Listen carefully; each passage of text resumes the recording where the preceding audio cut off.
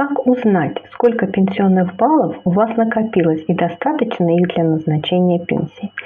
Для этого вовсе не нужно обращаться в социальный фонд.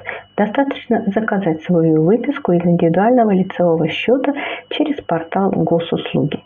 На первой странице выписки указана величина индивидуальных пенсионного коэффициента ИПК. Это и есть искомое значение вашей суммы пенсионных баллов.